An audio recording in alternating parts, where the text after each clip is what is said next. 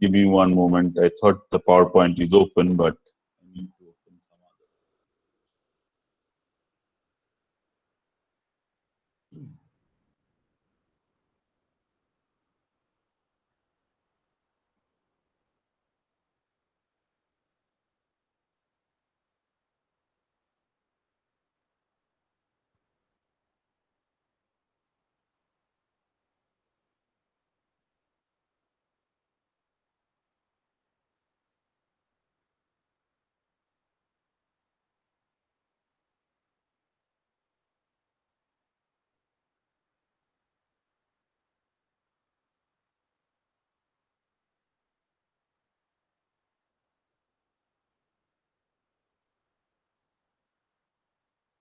All right.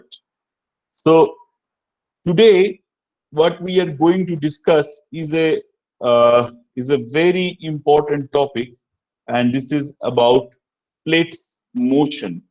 Okay. So if you think about it, what we are looking at is rigid plates, which are on the top of a sphere, right? If we think that Earth is kind of a sphere, we will see that Earth is not exactly a perfectly spherical looking body when we discuss gravity. But for the time being, you can imagine that the Earth is a sphere, and on the top of it, we have these plates, right? So although when we draw the plates, we draw them like like two-dimensional bodies. Uh, it indeed is not exactly looking like a two-dimensional body. So what do I mean by that? Just let me draw it quickly for you. Uh, I can just one moment.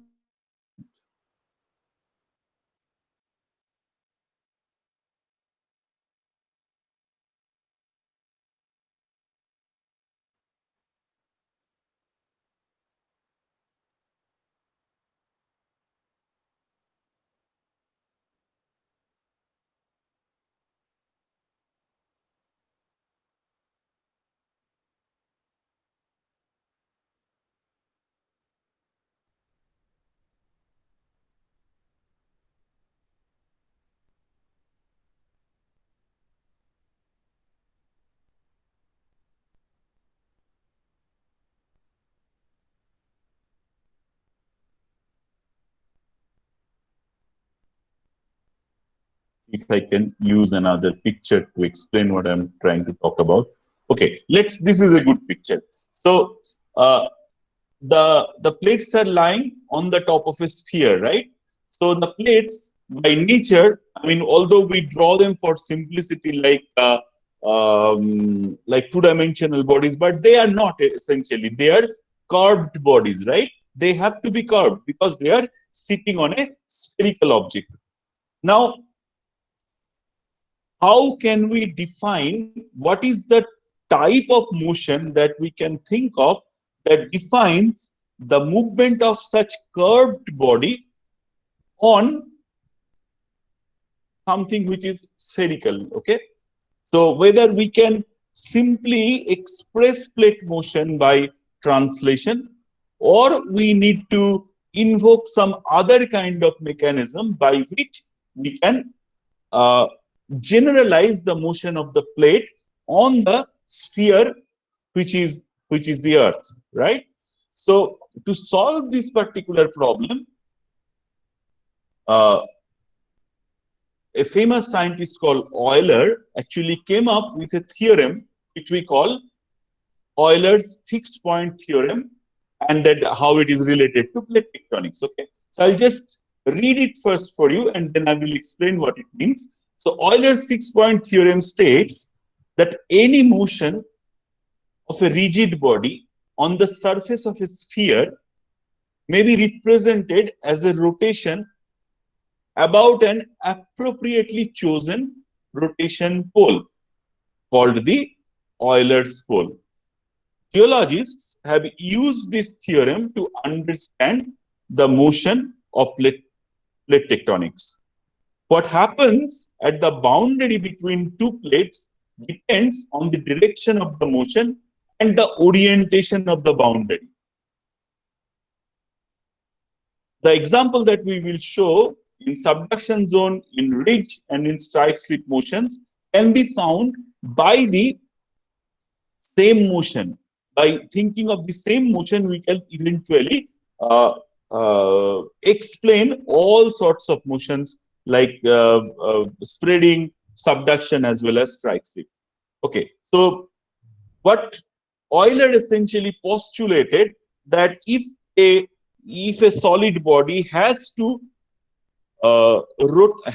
actually have some motion on the top of a sphere, the only sort of motion possible is actually rotation from a fixed pole.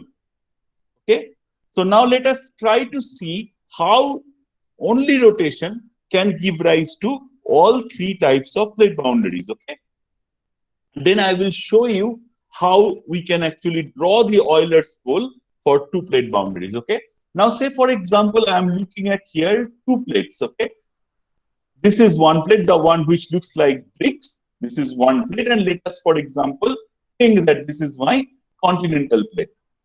Okay, so how we are looking at it, as if we are looking at the on the earth from the top. Okay, so a sphere is on a two dimension is projected as a circle, right? That's what we are doing, right?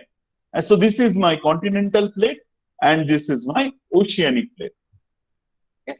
And let us say that this plus is essentially the axis of rotation, okay, or around which this rotation is actually happening. Now, what we are saying that the continental plate in this particular example is rotating in the clockwise fashion. Okay, the motion is clockwise, and the oceanic plate is having an anti-clockwise motion. Okay, relatively, you can also think of that the oceanic plate is fixed and the continental plate is only moving in the clockwise fashion. That is also fine. Or you can think that the continental plate is fixed and only the oceanic plate is actually rotating in the anti-clockwise fashion. Or you can think both of them are moving. That's also fine. Okay, but the relative motion, that is something you have to remember. Now, due to the geometry of the plate, due to the geometry of the plate boundary, what you will observe that in this part where the continental plate is going away from the oceanic plate, you will find divergent plate boundaries, right? Mid-oceanic ridges. In the other side of the plate, of course, you can find that oceanic plate will perhaps submerge beneath the continental plate. So you find subduction zones or convergent plate boundaries. But in here, you find that they are sliding past each other. Okay? In here as well, you are finding that they are sliding past each other. Here also, they are sliding past each other. So these are my transcurrent plate boundary. So by only imagining that there is only one type of motion, which is rotation on the plates along the axis of this Euler's pole, you can actually explain all sorts of plate motions, be it divergent, be it convergent, or be it transcurrent.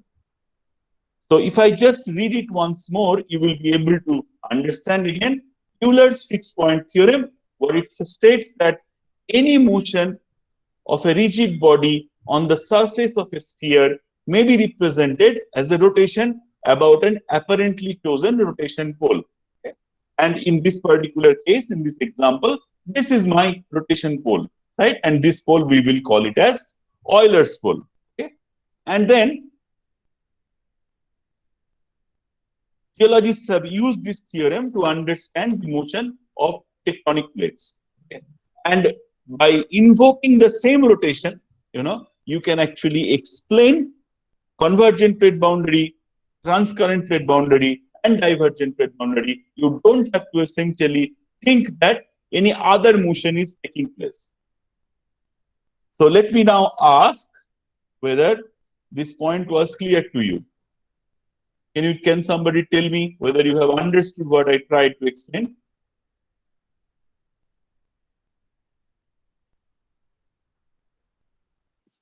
Sir, in the diagram, the numbers which are there, are they the longitudes? Yeah, that's right. Okay.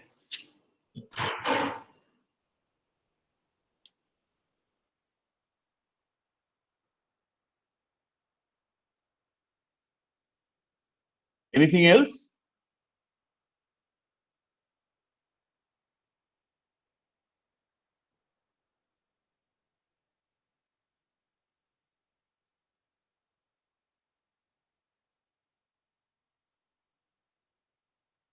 I mean, they are actually the projection of the longitudes. You can put it like that. Yeah, Okay. yeah. Also, is it like each tectonic plate on Earth has a unique Euler pole? That I will explain in just a moment. Okay, Okay. for two, so it's like that. If you have to, so while you describe the motion of plates, you have to express it in terms of two plate boundaries. Okay, in terms of two plates. Okay, that's Okay. why you will find the relative motion. So for a pair of plate, there will be a unique Euler's pole. Okay. So because it's a relative motion, right? So whenever you try to talk about motion, it has to be with respect to some sort of reference frame.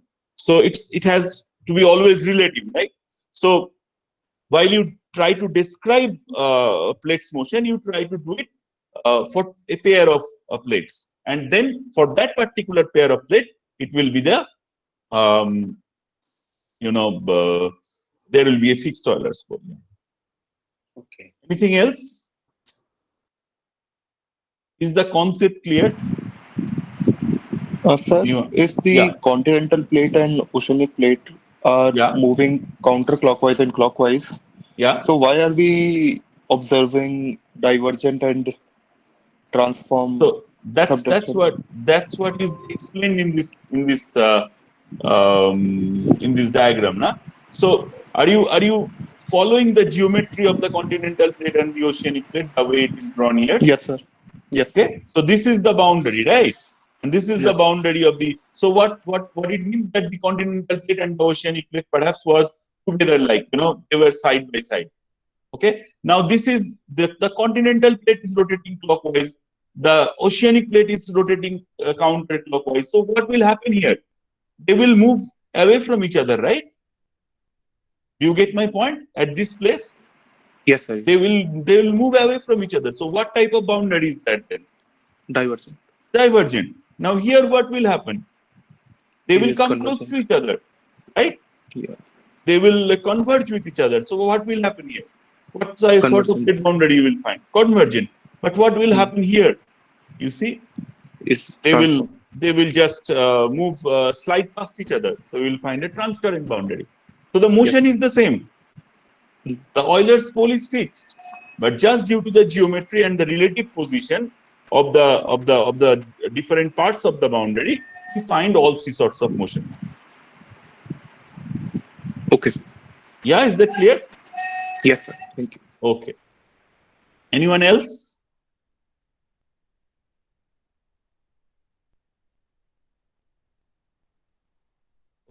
So I imagine that it was clear for you.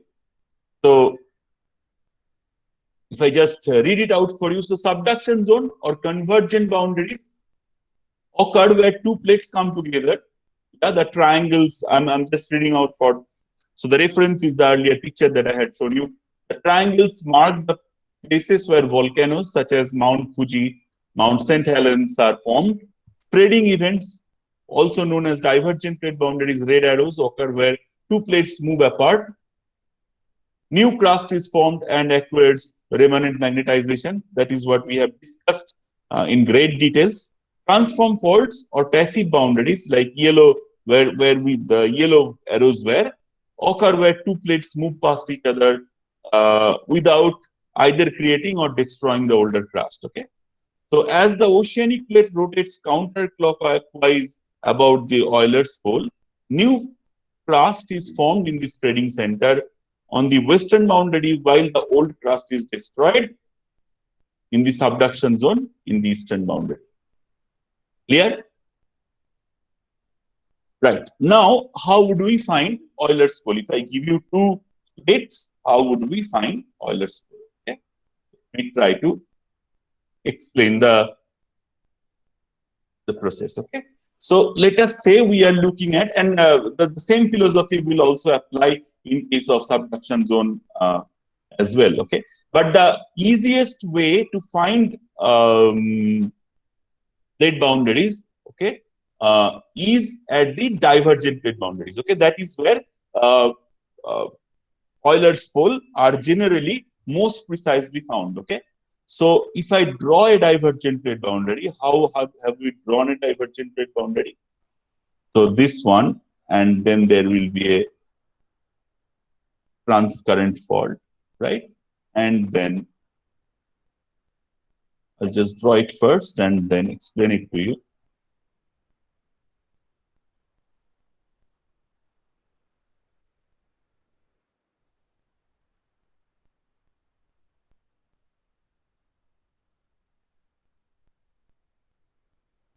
So my job right now is to find out Euler's pole.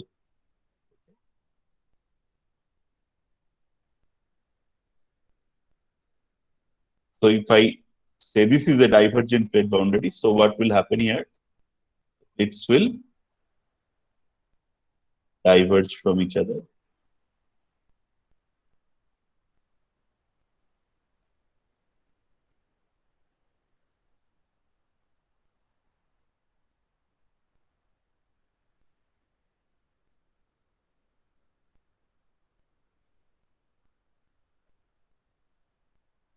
And what type of motion would I find in the so these are my part of the divergent plate boundary, and then these are the associated transcurrent faults, right? So I will find a motion here, which will be like this. Now tell me whether this is dextral or sinistral. Tell me. Is it dextral or sinistral? The one that I have drawn. Unmute and speak, otherwise I have to just go back again. Can someone tell me whether this is dextral or sinistral? One that you were looking.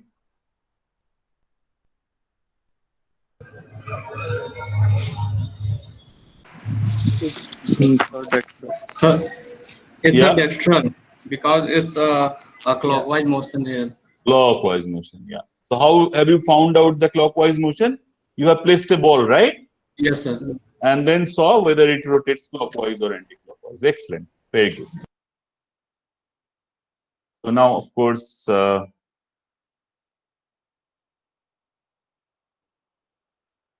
is how we have demonstrated. Okay. So this is a typical configuration of a plate boundary. And let us say this plate is plate A and this plate is plate B. And I want to find out the Euler's pole between them. So what I will do, I will essentially find out the midpoint of each of these transcurrent faults and then draw great circles. So you have all done the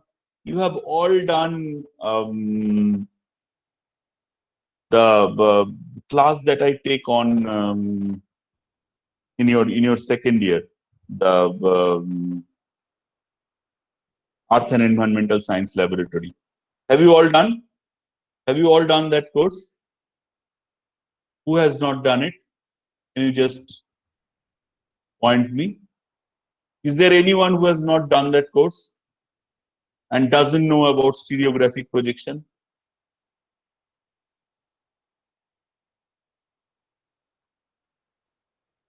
You all know about it, right? Yash, you have done that course? Yes, sir. We did So it. you remember great circle, small circle that I have explained in a stereographic projection? Yes, sir. I remember that. You don't remember, you remember it vaguely, it seems. हाँ मतलब That not yeah Acha, okay. not All right. really. Okay, so let me just quickly talk about it. In a stereographic projection, what you need to, wow, this is a fantastic color. In a stereographic projection, we talked about that we have two types of circles, right?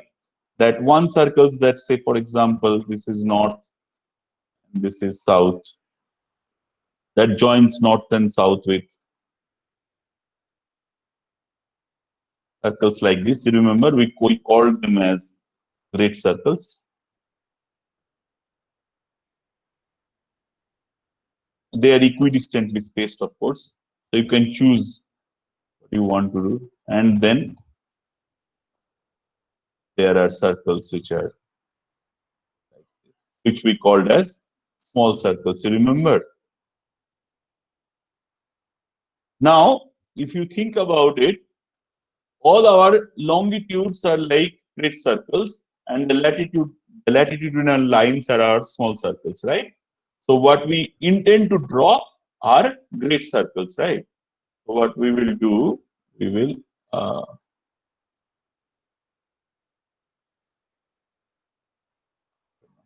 is not going out. All right. So we will find these midpoints on these transcurrent faults, and then what we will do, we will draw great circles through it. Okay.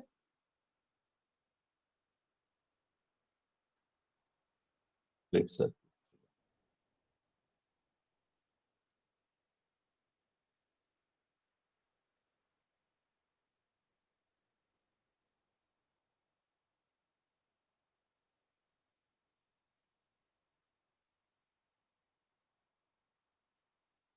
Sorry, my whiteboard, this pen stuff is not particularly working, so I'm drawing on mouse.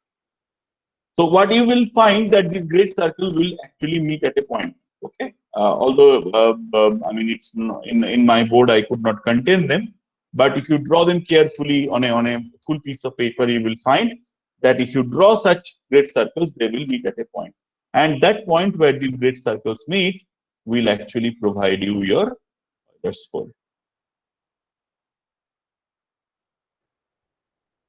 So what it means essentially that along this, so putting that at the center, this plate will move this way, and the other plate will move. So the idea is to find out your transcurrent faults, and then of course joining the midpoints with grid circles, and wherever the grid circles will meet, that will be your Euler's pole. Okay, and you can see, of course, this is like a rotational motion. So although we draw them like translation for our simplicity, but they are not essentially, the motion is not essentially translational. They are rotational. And that happens from that fixed pole, which we call as Euler's pole. Now, if we look at this particular picture, okay, we can simply, so let us say, for example, I want to draw the Euler's pole between Africa and South America. Okay. So, all the plate motion, all the subduction that also happens, and the relative motion between, South Africa and America, Africa and South America are shifting away from each other because of this particular region. Okay, so we can simply find out these beautiful transcurrent faults and join their midpoints to a particular. So we can join their midpoints to a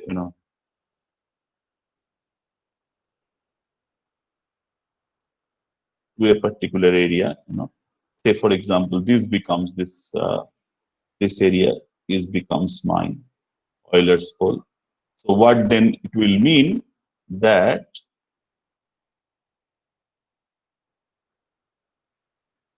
keeping this one as the rotational axis, the South American plate is moving this way. South American plate is moving this way, and the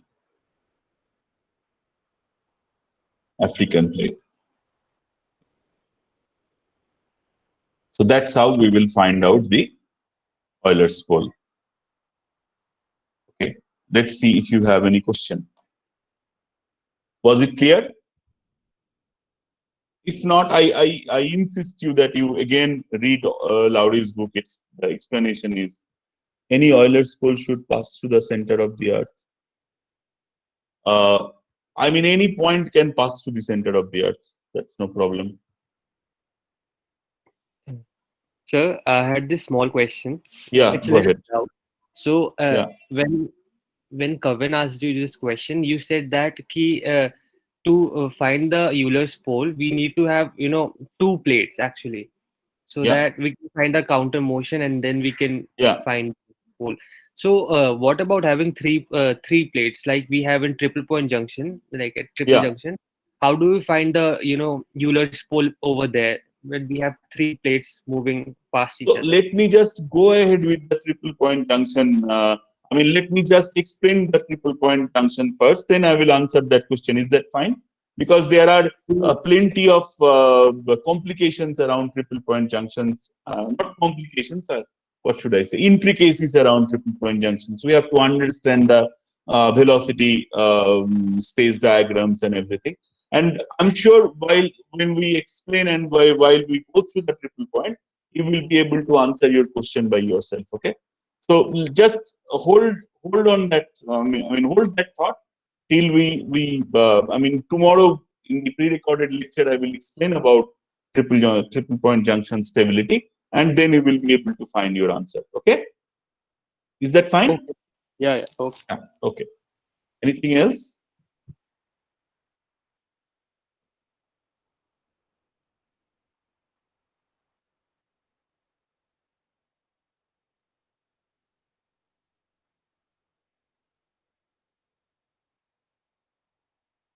Okay. Now let us try to explain another important thing. So this is all about directions.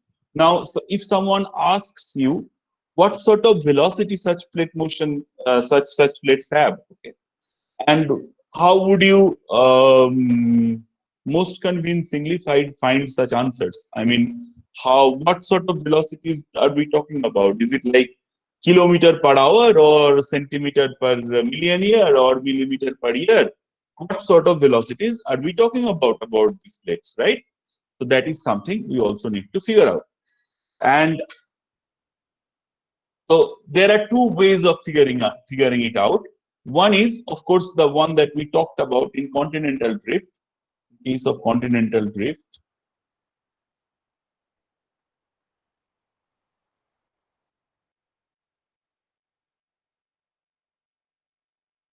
and how we find out continental drift? We find out continental drift by studying paleopoles or paleomagnitudes, right? Paleolatitudes, right?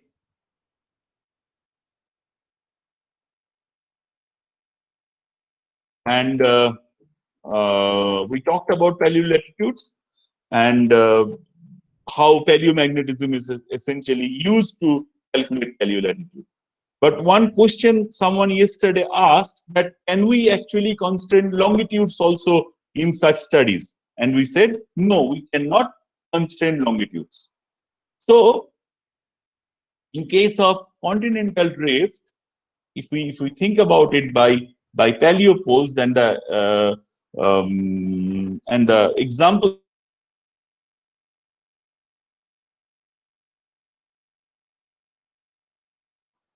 and B, and then I find that the paleopole of A is suppose at 60° south, and the paleopole of B is at 40° south. Okay, and then this happened before 50 million years.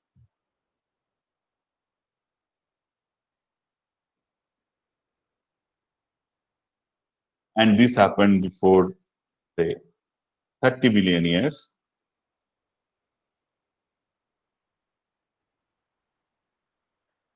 Okay. So I can simply say that within these 20 million years, the position of the continent shifted from 60° to 40°. Is that right? Within 50 billion years, the position of the continent shifted from 60° south to 40° south. But that is only one component of the velocity, only one component of the motion, because we are not considering longitude at all, right? We are not considering longitude. We are only calculating here the latitudinal shift.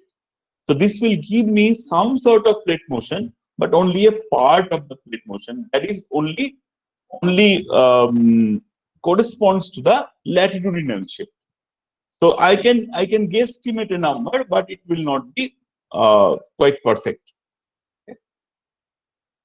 Then what is the way of getting a better answer? So this will give me an answer, but as I explained, the latitudinal component of the movement will not be discussed, right? So if you I mean the one that we have already talked about, say rotational motion means rotation like this, right? So I can simply think that this vector is like this, and so there is a longitudinal component and a latitudinal component, right? So this is my latitudinal component, LC, and this is, say, my LNC, right? This is my longitudinal component.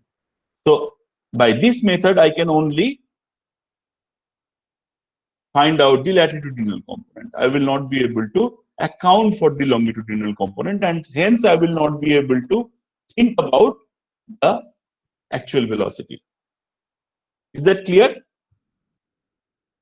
Is this part of the discussion clear?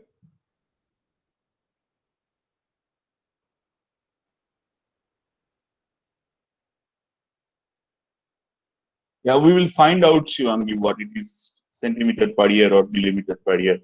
Yeah, it's very close to centimeter. Yeah, but this part of the discussion is clear. Okay. Now, what is the other way around? So this will give me a hint, but then the other way around is, of course, looking at this mid-oceanic ridges, and we talked about it before as well. That I have, this is my mid-oceanic ridge, of course.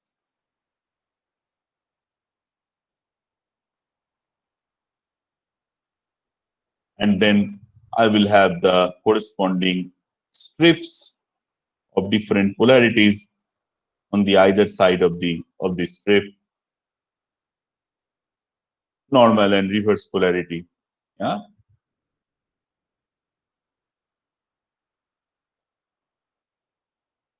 So what I will do, say, I will take, so this is my point, say, for example, this is the youngest rock, say, for example, this is today's rock.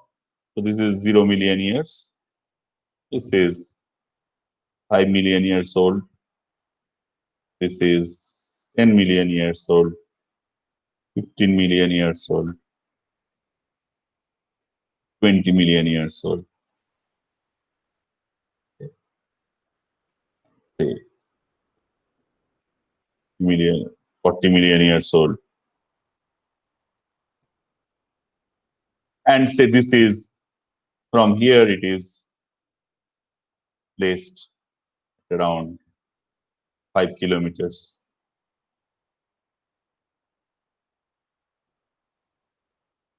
So, and similarly, I can measure the distance from the axis of the mid-oceanic ridge, okay, for all these individual samples. And then what I can plot, here edge versus distance from the mid-oceanic ridge. And then I will find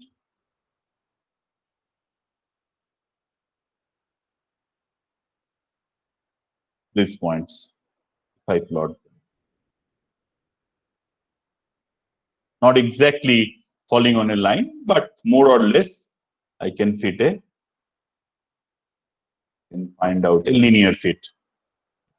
And the slope of this line will provide me a very close approximation about the speed of the plate. Okay? Speed. So this can be, say around 54 millimeter per year or 20 millimeter per year, and so on and so forth. Okay? So that is how you generally find out the motion of plate. I mean, the velocity of plate from the mid-oceanic ridge again. Okay. All right. Any question around it? Any specific way to calculate separately longitudinal shift? It's very difficult, Shivangi. We will talk about. So there is a way to find out longitudinal shift, and that is by calculating paleopole. But you are not equipped with all the knowledge that you require to understand paleopole calculation and VGP calculation, which we will of course cover while we talk about magnetics in detail. So when we talk about magnetics in detail, you will find there is a process by which you can calculate virtual geomagnetic pole from your paleolatitude. Okay. So, but the virtual geomagnetic pole will of course have both latitude and longitude. Okay. So once we can calculate virtual geomagnetic pole, and that at that time you should be able to also, I mean, you can place your continental motion more accurately. Okay. So yes, there is a way, but then we have to calculate the virtual geomagnetic pole, and how to translate that information from paleolatitude to virtual geomagnetic pole needs a bit more understanding of the geomagnetics, which we will discuss in the corresponding chapters, okay, when we talk about that. Okay. Anything else?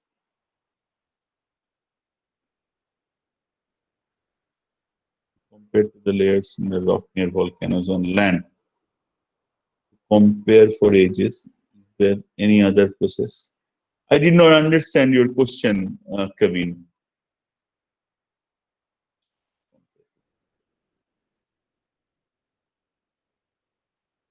I did not understand your question. If you please unmute and explain, then I yeah. Sir, so the even the volcanoes on land, so they deposit magma regularly, and their magma is magnetized. So I read somewhere that they compare the strata of volcanic rock with the bands on the ocean to find the different age gap of each band. Is that like I didn't quite understand that part, so I want. Can you just send me the reference? I'm also not understanding what you are referring to. There must be something. If you just send me the reference or the paper where you have read it, I can read and then explain what they're talking about. Okay. Okay. Yes, sir. Yeah, because I am not also getting what exactly you are referring to, but I'm sure you have read it. So if you send me that, then I will be able to read and explain. Yeah. Okay. All right. So the last thing that I want to discuss today, and tomorrow I will talk, because it needs a dedicated session on the triple point junction, which I will try to do tomorrow in the pre-recorded lecture. And I also need to find out this solution for this whiteboard. So hence I'm holding that discussion a little bit, because I need to draw a lot of diagrams to explain that. So I'll try to figure it out today, and tomorrow I'll record that lecture. So the first thing that I want to discuss is geological time scale. And whether you are studying geophysics, whether you are studying sedimentology, whether you are studying any other subject related to geology, this is something you must remember. I have talked about this in the geological in the geology of fluids class as well, but I want to emphasize this at the very beginning of your career as a geoscientist, that you must have the grasp of the geological time scale. Okay, so not all the all the things that you have to remember, at least the major events that happened. Okay, that is something you must remember. Okay, so I have given you more or less the whole geological time scale here. So what you can see here, the earliest Earth is around 4,500, I mean 4.5 billion years ago. Okay, earliest life came around 4,100 billion years ago.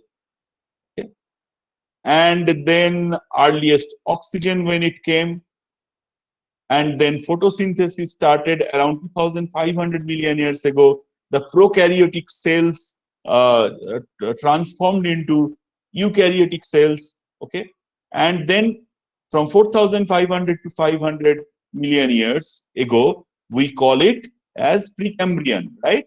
We call it as Precambrian because there were no hard-shelled life. There were some primitive forms of lives, both eukaryotic and I mean at the end, I mean eukaryotic and multicellular life, but then they were all soft shelled. I mean they did not have any hard shell life. But from 500 million years to present, all this diversity in life actually came in. Okay, so now if I just simply so when did the land life came? I'll come to the next slide and I will see when did the dinosaurs came, when did the mammals came, when did the flowers came, and this is kind of the before 10 million years the earlier apes came. Okay, and then when did Homo sapiens came? So all these things should be very much at your fingertips. Okay. And then, of course, this is a better looking time scale, as you can see. So generally, time scale, the geological time scale is subdivided into two basic subdivisions: Precambrian and Phanerozoic. Precambrian means before the hard-shelled life, and then Phanerozoic means after the hard-shelled life. So since the so 4,500 million years ago, Earth came into the picture. And then, of course, till 543 million years, there were only very primitive forms of life. And the early life dates back to around 3,800 million years. And then Phanerozoic can be, so Precambrian can be broadly subdivided into Archean and Proterozoic. Similarly, Phanerozoic can be subdivided into Paleozoic, Mesozoic, and Cenozoic. Okay? Paleozoic runs from 543 to 248 million years.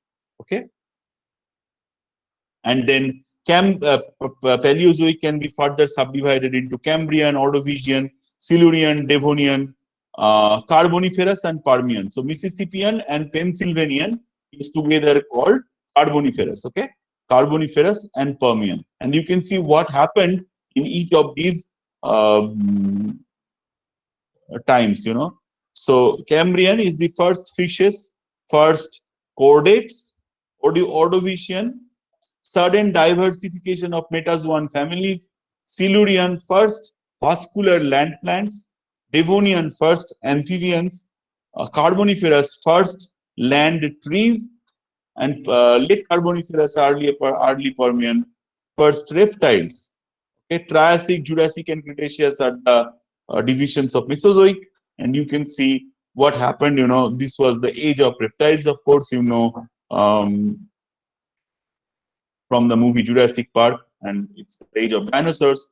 And at the late Cretaceous, of course, the dinosaurs got extinct, and then the final era we call it as Cenozoic, and then Cenozoic has two divisions. One we call as Tertiary, and the other one we call as Quaternary.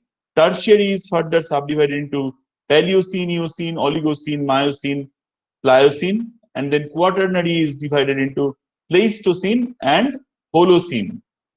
Okay, so and then of course, what happened in these things? You know, the mammals came. When did the apes came? When did the human being came? So what I want you to do is, you know, remember these major gaps. You know, so when did Paleozoic started? 543 million years. When did Jurassic started? Okay, that is something you have to remember. 206 million years. So 248 million years is essentially the Paleozoic Mesozoic boundary. Yeah. So these broad subdivision you must remember. Okay, at the very early stage of your geological journey that you have chosen to embark upon. Okay, so that is something I want to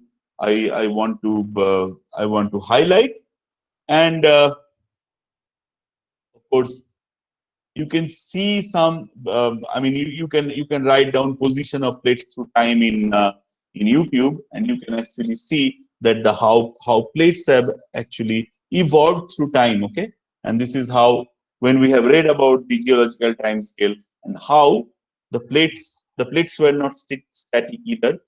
With time, it has also evolved. Okay, so late Proterozoic, latest Proterozoic, early Cambrian, late Cambrian till early Permian, and this is what we call as Pangea, right? This is Pangea.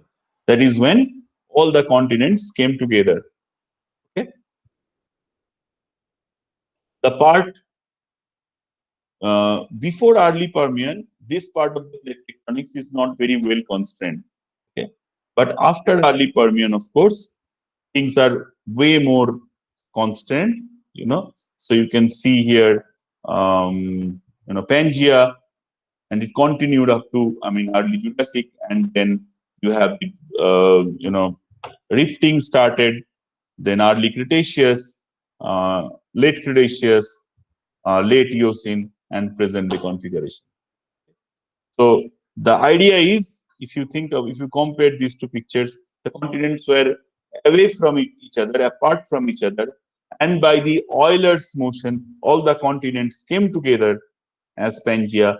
Then again, they drifted away from each other, and that is what you can, if you try to think about it, there are fragments of rigid stuff on the top of a sphere, which are, going apart from each other or coming closer to each other simply because of the rotational motion. There will be a time when everything is more or less together, and there will be a time when things are away from each other. It works like a cycle. Okay.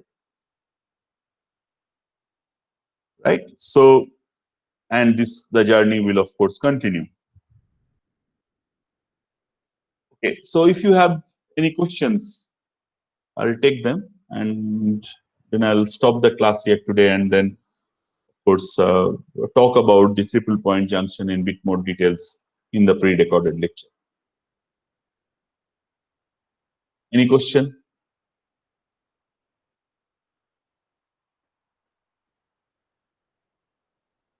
Were you introduced to time scale before, geological time scale before, in your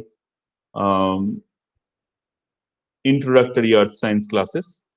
Were you introduced? Can someone tell me?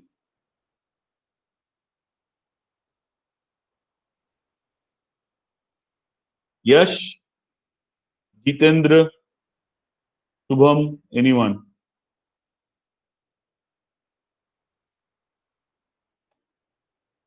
Yes, but we were not asked to remember it. Why not?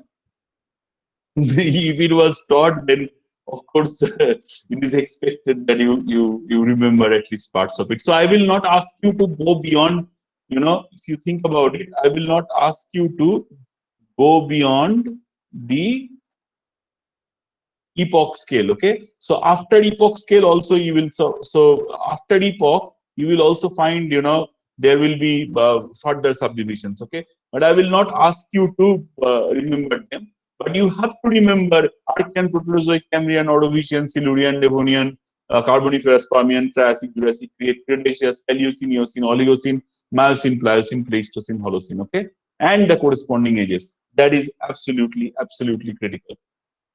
Okay, that's something you have to grasp. Yeah, evolution of the Earth. Tandon sir taught you, na? Then he must have talked about it in a greater details, isn't it? Who taught you then? Vinny ma'am. Okay. So I'm sure she has also talked about it in detail. So yeah, my job is not to teach you geological time scale, but this is must that you have to remember. Okay, because soon you will find out that if you can't place the different episodes that happen in life, happen on the history of Earth with time, then things will be very confusing. So it's important that you remember geological times. I think I have emphasized enough the importance of remembering geological timescale. And then I'll stop here and I will upload the pre-recorded lecture tomorrow. And I'll see you on next Thursday. All right. Thank you.